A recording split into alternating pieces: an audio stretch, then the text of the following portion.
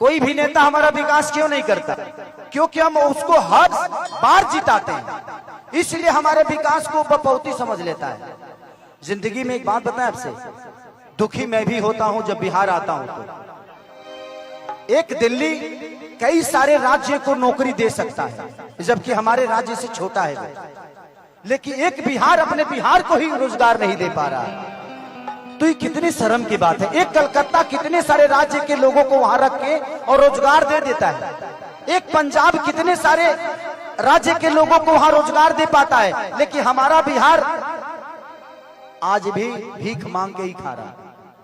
ये किसका देन है? हम कलाकार हैं, हम मनोरंजन कराते हैं, इससे ज्यादा हमारी औकात नहीं है। हम आप सबके मनोरंजन, आपके दिल की बातों को सुन के आपका भविष्य नहीं बदल सकते, आपको एंजॉय और आपको मजा दे सकते। हम उतने तक हैं। हम एक छोटा सा भोजन हो सकते हैं, चटनी हो सकते हैं, दाल हो सकते हैं, पूरी थाली नहीं है हम। तो हमारी क्षमता जितनी है उस क्षमता के साथ हम अपना काम कर रहे हैं। लेकिन हमें भी मन करता है कि आज खेसारी के पास कितना मकान हो, मेरे खुद पता नहीं क्या, कहियो किराया भाड़ा लेवे ना जाला खेसरिया, वो हमारा मेहरारू के पता रहेला। लेकिन अगर बिहार में फिल्म सिटी होती और खेसारी लाल यादव बिहार में होता तो करोड़ों करोड़ों रुपया मैं टैक्स देता हूं महाराष्ट्र सरकार को, खेसारी लाल यादव अपने बिहार को टैक्स देता तो उस करोड़ों रुपया से कम विकास तो होता। क्या बात है, ये हजारों में एक बात है। इस चीज को मांग है हमेशा से कि बिहार में फिल्म सिटी होनी चाहिए। आज खेसारी इतने सारे बंगला, घर द्वार, गाड़ी घोड़ा जो भी लेता है मुंबई शहर में लेता है, क्योंकि क्या करूं, मेरे बच्चे सुरक्षित यहां नहीं रह पाएंगे, क्योंकि व्यवस्था ठीक नहीं है। मैं किस स्कूल में पढ़ाऊं? ये नेता अपने बच्चों को तो यहाँ पढ़ाते ही नहीं है, तो हमारे बच्चे कहां से पढ़ पाएंगे?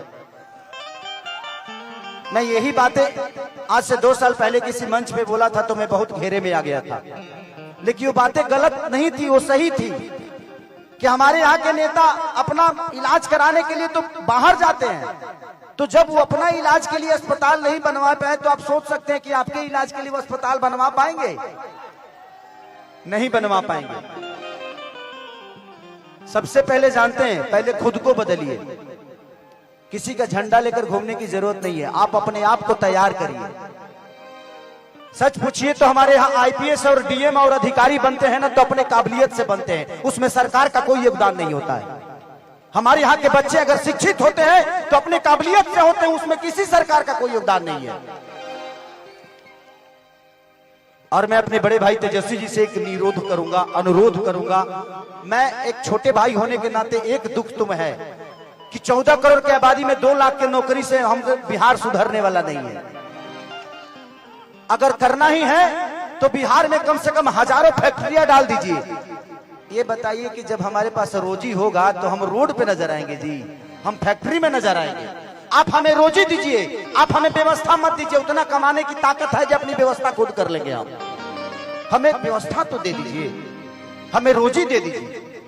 हम वोट देते हैं, आप वोट मांगने आते हैं, हम रोजी मांगने जाते हैं तो आप भूल जाते हैं कि हाँ इनको भी कुछ देना है। मुझे दुख है इस बात का, मैं नेता नहीं हूं, लेकिन आज नहीं तो कल तो बनना ही है।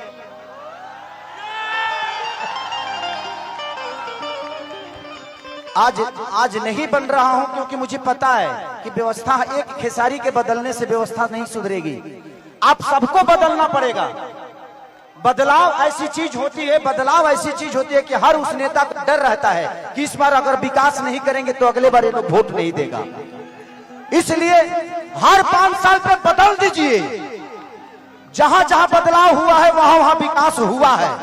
उनके अंदर अपना डर पैदा करिए कि तुम नहीं करेगा मेरे लिए, हम तुम्हारे लिए वोट नहीं देंगे, चाहे वो आपके अपने जात का ही नेता क्यों ना हो, क्योंकि जात पेट नहीं भरता है। आप कमाते हो तब आपके बच्चों का पेट भरता है। इसलिए मैं कह रहा हूं कि देखिए, हम अगर समाज में है तो हमें जात से उठ के जो हमारे लिए अच्छा है, आज तेजस्वी जी 17 महीने में जो काम किए तो हमारे लिए वो अच्छा है ना।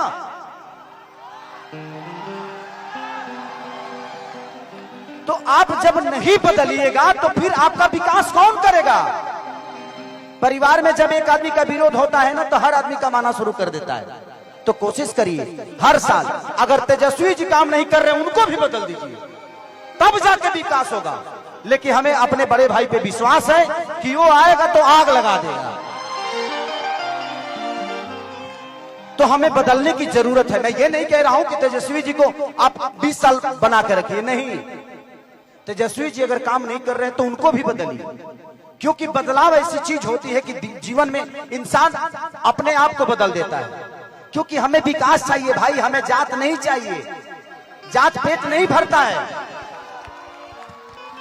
आज तेजस्वी जी ने नौकरी दिया है तो सिर्फ यादवों को नहीं दिया है, पूरे बिहार के बच्चों को जिनके पास टैलेंट है उनको दिया है। अगर तेजस्वी जी अपने जात को ही प्रमोट करते, अपने बिरादरी को प्रमोट करते, तो इतने सारे लोगों को नौकरी क्यों देते? तो जब वो आदमी अपने जात से हटकर अपना काम कर रहा है तो आपको भी जात से हटना पड़ेगा और जात से हटकर अपना वोट दीजिए। जिंदगी में सबसे बड़ा अधिकार अगर होता है तो वोट का होता है, और आप नहीं समझिएगा तो आपके बच्चों का भविष्य नहीं बदलेगा।